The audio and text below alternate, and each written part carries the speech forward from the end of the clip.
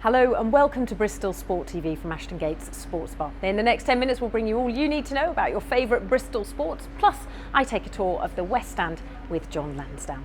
But first, as a group of sports, we're consistently looking to share best practice between the teams, and sometimes we get to search a bit further afield. Well, I'm pleased to say that this week my guest is Tom Tainton from Bristol Rugby, who has just returned from 4 weeks with the Super Rugby franchise, the Hurricanes. And as head of communications, I'm sure you've learnt a great deal about how they do things slightly differently down under. Absolutely, a complete change of scenery down in the Southern Hemisphere, and just to be in a different environment and experience a different culture was really beneficial.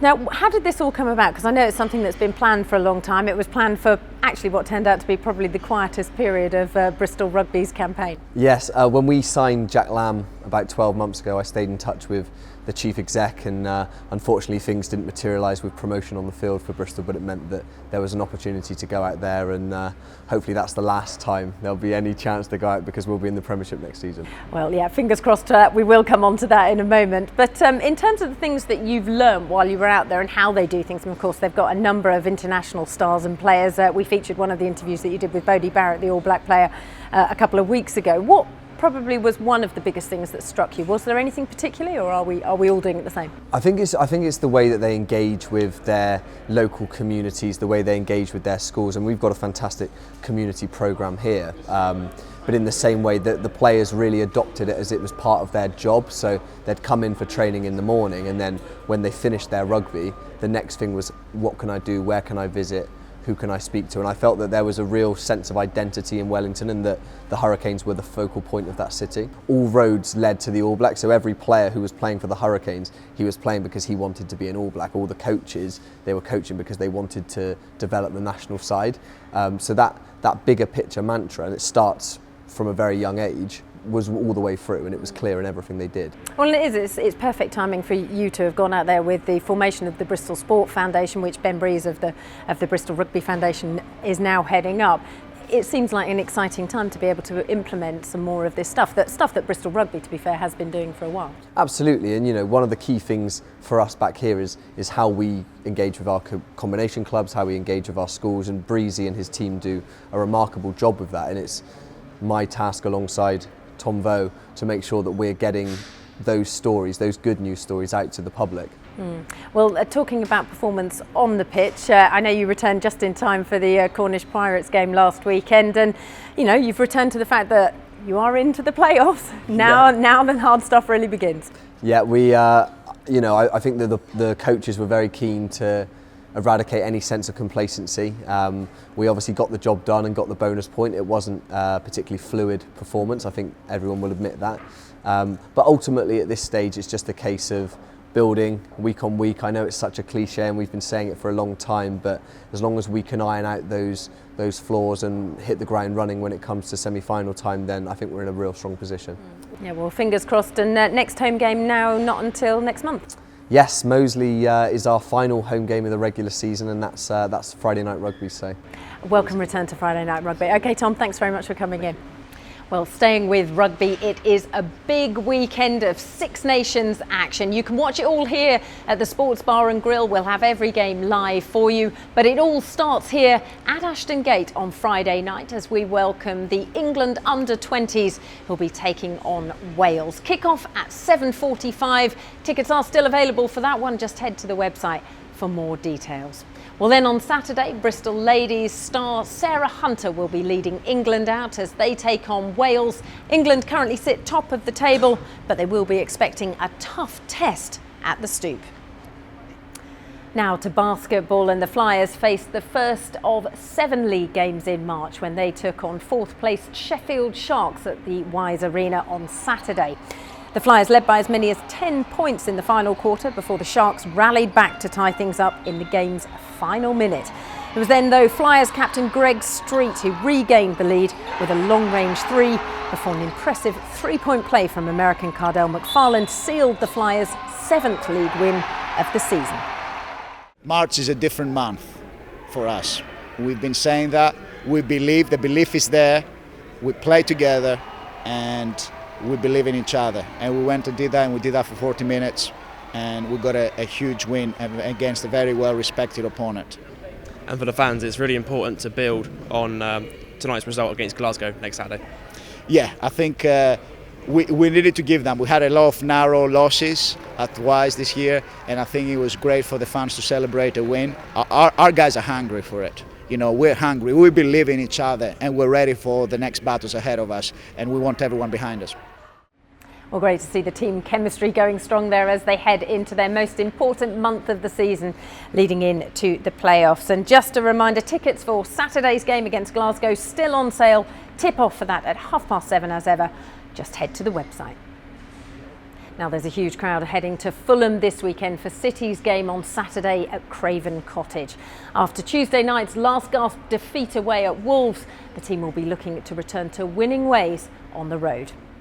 I thought against Wolves, for example, we dominated the game and we just didn't have enough clear-cut chances, and we're hoping to dominate the game at Fulham and also obviously have the chances. Bristol City fans are amazing, they always have been, they've travelled in their numbers and nothing's changed this year, so it's good because as a player you want to feel like you're supported, and if you look at like the games at Charlton, for example, and they never stop singing, and they earned the team the right to run around and to be aggressive and get that foothold in the game.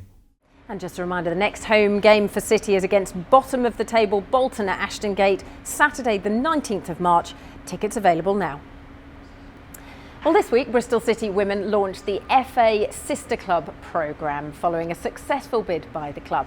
It means that it will be offering one of 10 local clubs the chance to be paired with City Women as a sister club. Here's Vicky Barlow with more. The Sister Club programme is in its first year of launch.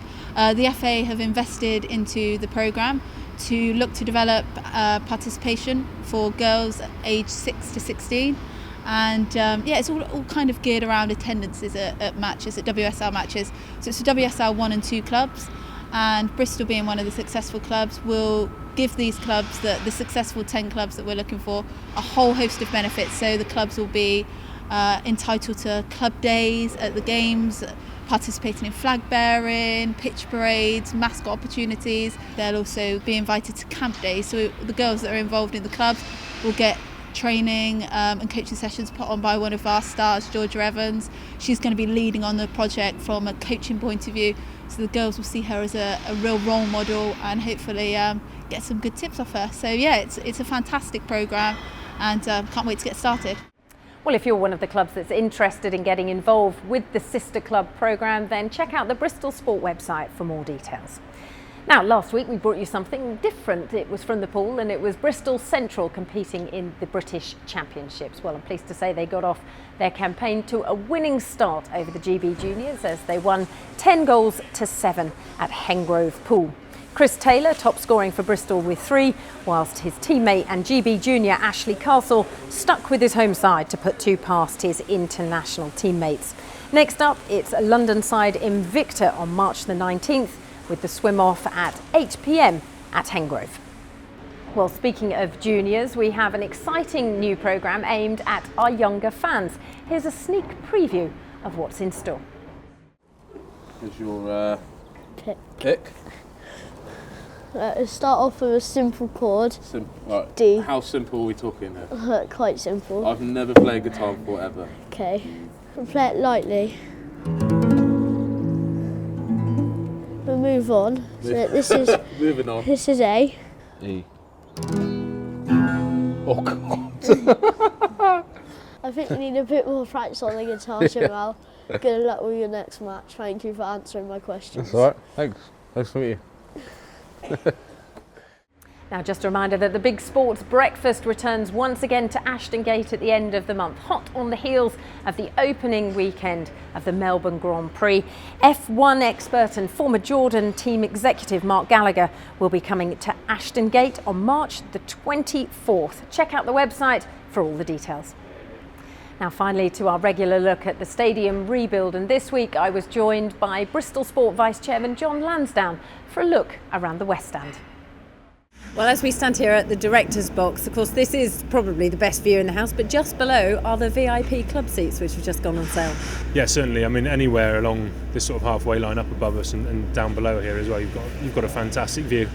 And certainly when you're in the top tier, you've got to stop yourself looking around the city to watch the game. So I mean, there's some great views here, and fans will enjoy the experience from watching here and everywhere else in the stadium. I think it's going to be a great stadium. Yeah. And what is interesting is this multi-use idea. Of course, it's dual sport with rugby and football, but also the non-match day stuff is so important. Yeah, I mean, the whole thing's been designed obviously for the teams that play here in the fan experience, but bearing in mind what else it can be used for, exhibition space, conferences, and it's great to see how it can be used on non-match days as well. It really is an exciting place. I'm sure it's something you get asked all the time. I do, certainly when we're out and about, is about the completion and will it be ready in time. Of course, we stand here while it is really taking shape, but the glazing has gone in. I guess it is to manage expectations really as well as we start in August with the first games of the season. Yeah, well, it's a huge project, and we saw it last year with the South Stand. There's key things you look for. We can see the insides are starting to take shape here. When the seats go in, that visually that's a great thing. I remember the South Stand looked very impressive once they'd gone in. So the things to look forward to, and yeah, we'll be ready to go. There's always little bits you have to do here and there, but it's very much taking shape, and looking forward is very exciting for the start of next season. Well, I hope you've enjoyed the programme. Don't forget to subscribe to the channel so you don't miss a moment of the action. In the meantime, have a great weekend of Bristol Sport.